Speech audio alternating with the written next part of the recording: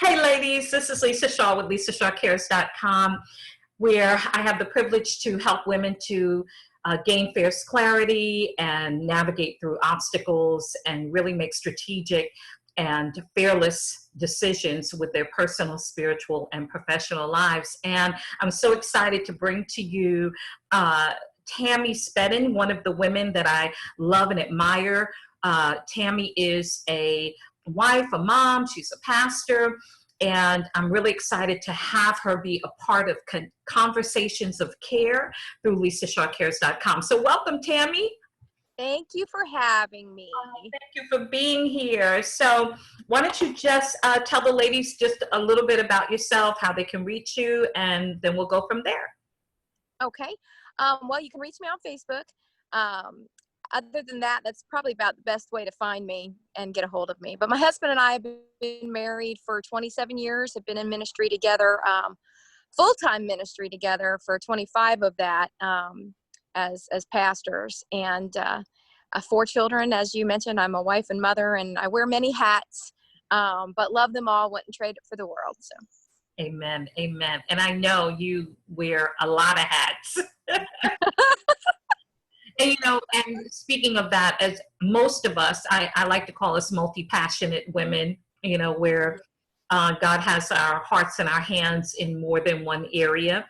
And right now, while we're dealing with this uncharted territory, this difficult, challenging time, for some more challenging than others, but we're all being impacted in some way. And so that's why I wanted to do Conversations of Care. I wanted to reach out and have women that I know in specific ways that walk in certain areas to really encourage women.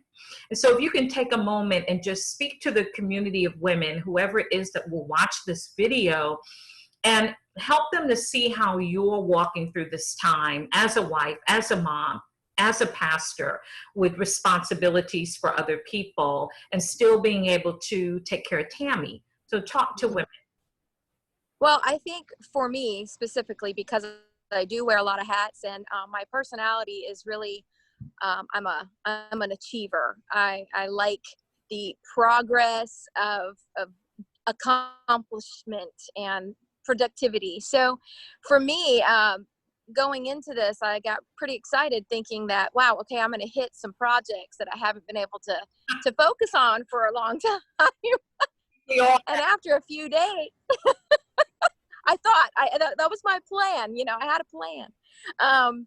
But after the first couple of days, I literally, I sat on my porch one day and almost, it was kind of odd. I sat there for all day. I looked, I enjoyed the outside, and then there was a part of me that felt just a little guilty that I wasn't being productive. And I was like, you know, how am I going to navigate through these next few weeks feeling like this? Mm-hmm. And it was the gentle whisper of the Lord, as he always does. He said, you know, rest is productivity. Mm. That's good. And rest is productivity. Did everybody in the world hear that? I like it. Right. Rest is productivity. Yeah. And, you know, I have a hard time with that sometimes, because I you know, sitting and sitting still and doing, you know, what you perceive as nothing. Yeah. For those of us that are high achievers, that is difficult to do at times. And so, quite honestly, I listened to his admonishment to me, and have come to grips with the idea that maybe this for me is just going to be a season of rest and rekindling some things. I actually started writing an article about rekindling, reevaluating, redefining, rediscovering, and realigning. So okay, we have to talk, because I do reimagine, redefining, and rediscover through Lisa Shaw. This is why we're so connected. I love it. This is good. I love it. Collaboration. I love that. I love it. That's great. But, you know, one of the things I know for myself, I am, some areas I'm good at, some areas I'm just not. And resting has never been a strong suit for me. I have to literally quiet my mind and give myself permission to Right. sit down and relax, because my husband will say, you might have sat down. He says, but I'm watching your facial expression. Sure. You're thinking, or I'm still a pad and pen girl. I'll start writing notes because I know if I get it out of here and get it onto the paper, I can let it go for right now.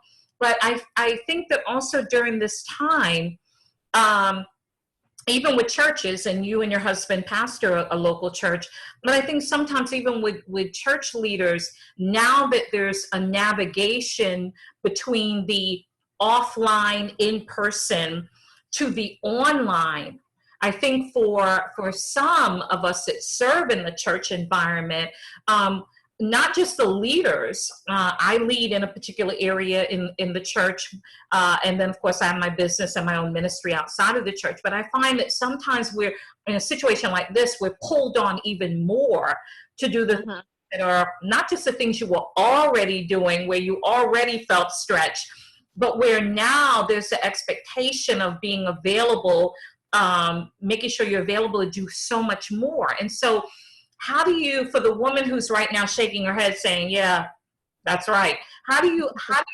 navigate that, where you know that you need to rest, right? Physically, psychologically, spiritually, emotionally, we need to rest, but then the demands are so great because everyone's jumping on Zoom. I've been on Zoom 6 years, but everybody's jumping on Zoom. Everybody's doing online services. Everyone wants, virtual classes. Everyone wants to do, and so you're pulled at. So if you already struggle with setting that boundary of, hey, I need to rest, I've got to say no to this. How do you now, in this crisis, how do you now work that when you're being pulled at in so many different directions? Well, I think, as you alluded to before, the idea of boundaries are already so much a part of our lives as leaders. Honestly, I haven't seen that become an issue for me because the boundaries have already been set. That's People already respect the fact that, when we're home or when we're, those boundaries have already been set, basically. So I haven't seen or felt that so much as I have in my own mind, as wanting to reach out more or wanting to do more. What can I do? How can we be more effective? How can, that type of thing. And that's important because we are reaching out more. I just find in the more, there has to be the boundary of, I only have enough bandwidth to do certain things. And even though we're in overtime because we want to meet the needs, no matter what area God uses you in, but there has to be that boundary of, hey, I'm going to sit on the porch a minute and rest. Or and not feel guilty about it. Or for me, it's okay. I am turning every bell and whistle off on my cell phone. It is 8 p.m. and I am going to go take a hot bath or read a book or have a conversation with my husband uninterrupted. And I am unapologetic about that because part of caring for other people is caring for you too. Absolutely. Right. Now, I don't think as women that we're often very good at that. Then there's areas that suffer. So in the few minutes that we have left, how would you encourage the woman who is saying right now, yeah, I'm serving, I'm working, I'm home taking care of my family, whatever it is that she's doing, but she's saying, you know what, down inside, I love God, I know He's got us, but I'm scared. Oh, that's good. I think constantly reminding yourself of who you are and whose you are. I mean, I know that has been used a lot, but I think it's true. We have to constantly remind. I've looked at my favorite scriptures over and over again. I've used them with other women that I've talked to, just sending them through text and that kind of thing. Just reminding ourself that we're taken care of. Obviously, you just said that, but we are mind, body, and spirit, and I think we've got to focus on the whole gamut of ourselves during this time. Continually feeding our own spirit. There is no. I understand the idea of being afraid, but the peace of God is what guards our hearts and our minds. And one of my favorite passages, I have so many, but don't worry about anything, but pray about everything. And the moment you start feeling that fear begin to grasp you or speak to your mind, you have to remember what the word says and act on it. And not get so consumed with the thoughts. We have the ability to take those thoughts captive. Absolutely. And ask God to bring that peace, because his peace is a promise to us. He promises us to promise to provide for us and to give us peace and protection. And we can trust that he will do that. Yes, absolutely. As you're speaking, I'm hearing the scriptures in my head that you're really talking from. Philippians 4, you're talking from 2 Corinthians 10, verse 4 and 5. And also, I love Isaiah 26 and 3, that he'll keep us in perfect peace when our mind is mind is fixed. Stayed on him. And when you're hearing all the reports and you're seeing everything, and for some people who will watch this, they're even saying it's not just that I'm hearing the bad reports and seeing things and praying for people, but for some, they're experiencing it firsthand. They have sick loved ones right now. They have some of them have lost their jobs, or their spouses have lost their jobs, and so in that, yes, fear is going to come up. Absolutely. Because a lot of people are afraid of the unknown, or the question of what's going to happen.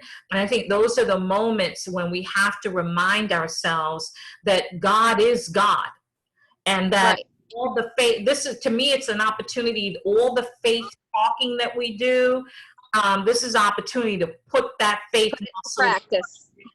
Say, hold on a minute, I'm gonna voice the word, I'm gonna stand on the word, even if I got to cry through it, pray through it, whatever I got to do through it, but I'm going to bring me through it. And so I think it's so important, because people are dealing with this in different ways and in different capacities. So I appreciate you sharing with us for a few minutes today, Tammy. What do you want to say in closing? I don't really have anything in my mind at the moment. I was considering, however, another verse. Isaiah 41 through 10. There's several in Isaiah that have been strengths. And I think if we just are intentional about proclaiming his promises day in and day out, that we don't have to be afraid, because Isaiah 41:10 says, I am with you. Don't be discouraged. I am your God. I will strengthen you. I will help you. I will hold you up with my victorious right hand. When we go through the waters, he'll be with us. When we go through rivers of difficulty, we are not going to drown. He's going to walk us through the fire. He is with us. He goes before us. He comes behind us. He's walking beside us. He will not leave us or forsake us in the midst of it all. I agree. And the word says in Isaiah that he's our rear guard. And he is. I often say that means he's got me on all sides. That's right. We're surrounded. On all sides. Well, Tammy, you're Tammy to me, but Pastor Tammy, I appreciate you sharing this time with us today, and just pouring out and encouraging the women. It means so much to me. I love you. You and your family stay well. I love you too. Thank you. Thank you for sharing with us. God bless. Bye-bye. You're welcome. God bless. Bye-bye.